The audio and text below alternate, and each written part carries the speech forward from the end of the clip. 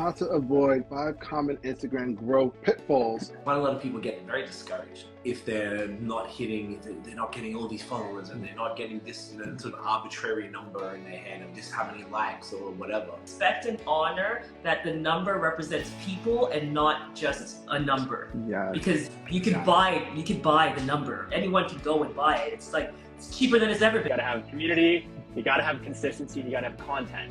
That means a lot of different things for a lot of different audiences and a lot of different accounts and content creators out there. So everyone says you need to consume content for inspiration, follow your competitors, engage with them, and whatever that actually can be hurting your growth because And today we have High Season Co joining us as well as Lucas O'Keefe to discuss how to avoid 5 common Instagram growth pitfalls that unfortunately still so many people fall victim to and they take part in certain things that we want to help you guys get away from. I'm going to go to you first, Lucas, in regards to this question. Yeah, the one that I want to point out is what I call posting for the sake of posting. I know we all talk about, I talk about at least, the 3 C's of social media. You got to have community, you got to have consistency, and you got to have content. And I swear by that in everything I do. I think that's super important. But that means a lot of different things for a lot of different audiences and a lot of different accounts and content creators out there. So I think everyone hears that and feels pressured to have to post every single day of the week, multiple times per day, per week, right? And I say create content every day. If you're the content creator, right? Create content every day for the growth, for the experience, to stay on top of what's changing and to better your content creation. But you don't have to post every single day. I think what happens when people feel the pressure to have to constantly be sharing every single day, or they're worried they're gonna stop their growth, like we said, it's always there. It's always in the back of people's head. I think what happens is people really end up lowering the quality of their content. And at the end of the day, if you are just putting up that post that is like a 3-second reel and you're like, I've done all these things before, like a 3-second reel just for the sake of having a post up there, or like a quote that you've reposted or that you've done a bunch of times. Really just think, and not to say that kind of doesn't work, because it does work for a lot of accounts.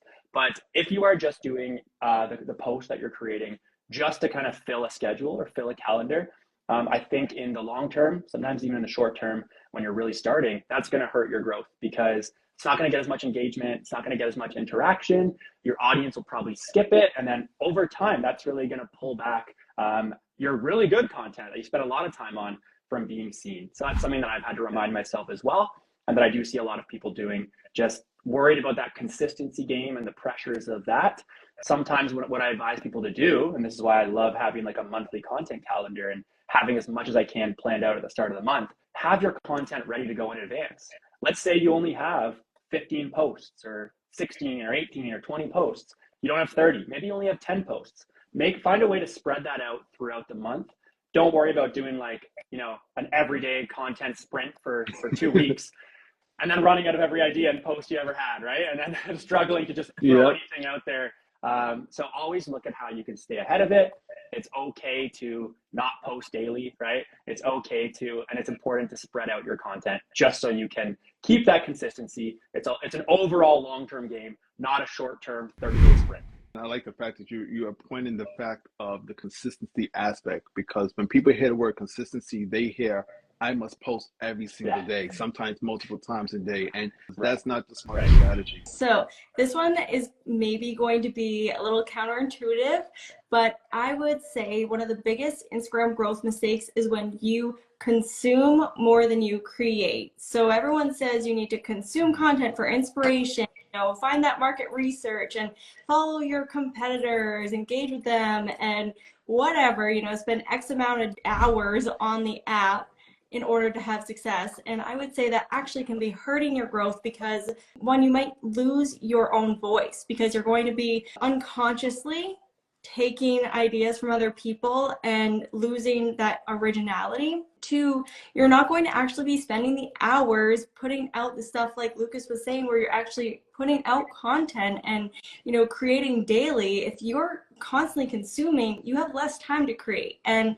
you have to find that balance of where you can create your unique content and find that inspiration. Personally, I like to find inspiration off of Instagram. So like one of my favorite things is when I'm in the grocery line and I'm seeing like all the headlines from different magazines and tabloids. That really helps create more ideas, spark different creative things for me, outlets for where I can create new things on my Instagram, where I'm not constantly consuming other people's content on this platform, because we don't want to just be a rinse and repeat.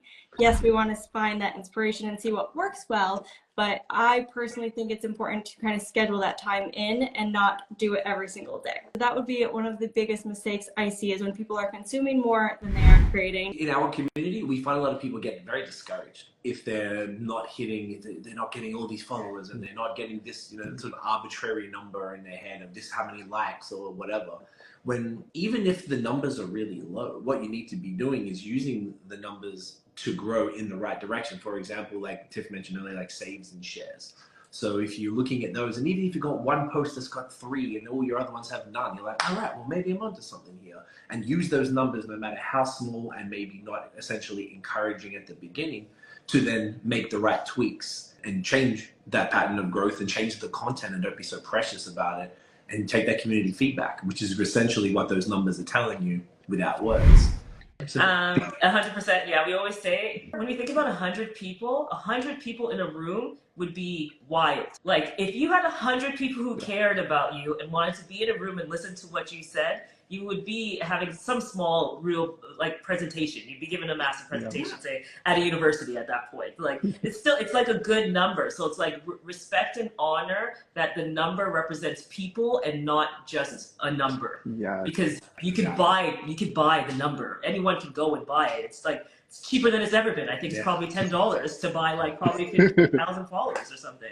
But in the end, it's always the community, it's always the people, and that's what matters more. Because, as we head into more AI and all that stuff, I think we will start understanding how important it is to make human connection.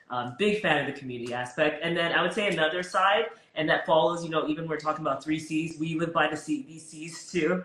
And content is a huge one that we focus on too. So I'd say a large Instagram mistake that we see is not being intentional and honest about the content that you're creating. And this is in many ways. So one side of it is actually like what the content is. Does it ladder back up to the pillars that I've created for my business, knowing that these pillars represent my goals? So in the end, it's like every piece of content I create should ladder back up to a goal that I'm executing on.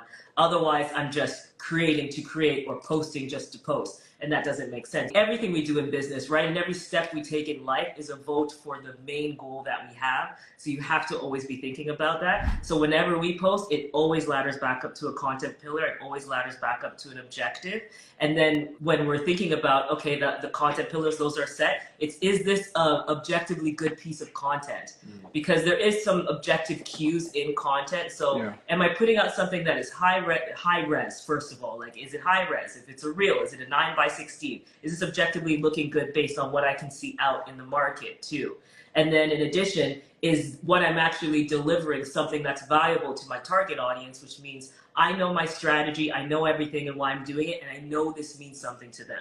And then that's what you're creating. When we're creating, we're always thinking about the person that's on the other side, and if it's a valuable piece of content that they're going to take away with them. Otherwise, we will not post it. So that's just it every time. Otherwise, it needs to be tweaked, it needs to be adjusted, because then it doesn't make sense. So I think following your strategy is so key, and if you're not doing that, you're not going to really see true results. Or if you see results, you're not going to be able to understand why, which means you're not going to be able to replicate it. It puts you in a worse position, really. So really being intentional and honest is the message I really want to share on that side. Think about your own content. A lot of people might not really, it's the hardest part to get over. Might not actually understand where their content is sitting at. And then they start getting romantic and precious about it when it's not. It's art, kind of, can be, but it's also content. So just take the cues and adjust. Yeah.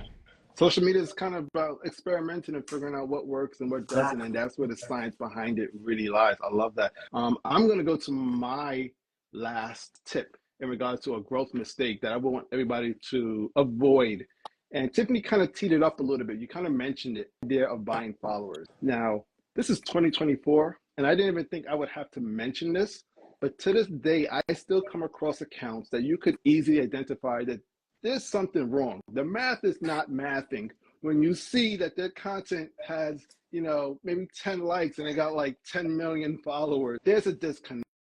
And it doesn't make you look good. The idea of having that many followers and engagement being so low, it does more harm than good for your account. And I think that we really have to stop listening to these DMs that we get all the time that said that they could help grow our account and trying to keep up with other accounts in the industry because we think that they have X amount, that we should have that too. Listen, grow at your own pace and you start to engage and develop a true community. Even if it's at a slow pace, you're still able to actually manage your business, engage with others. You get to know people on a first name basis because you grow at your own pace and you're not focused so much on just the numbers. I'm not buying followers. If I bought followers, this IG Live would be empty.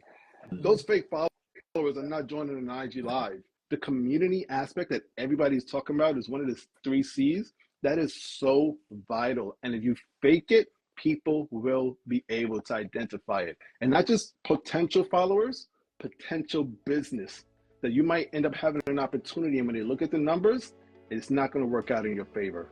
So please stop that whole buying followers nonsense. Delete those DMs and just move on and just grow at your own pace. Well, we just spoke about 5 incredible ways for you guys to avoid these pitfalls, these Instagram growth pitfalls that some of them are completely outdated and some of them is just from bad advice. But nonetheless, if you avoid these pitfalls that we are speaking about and grow the right way, the organic way with strategy in place, you guys are sure to grow. So I hope that you guys were able to take everything and hopefully put it into place and the plan and move forward with it. And like I always say, step your grandma. I'd love to share more about the Social Roundtable with you. If you have a moment, check out the playlist that's on the screen. It's featuring more episodes from the Social Roundtable all about Instagram growth, the latest new features, and strategic ways to build on your engagement, and so much more. You're not going to miss it, so make sure you check it out, and I'll see you there.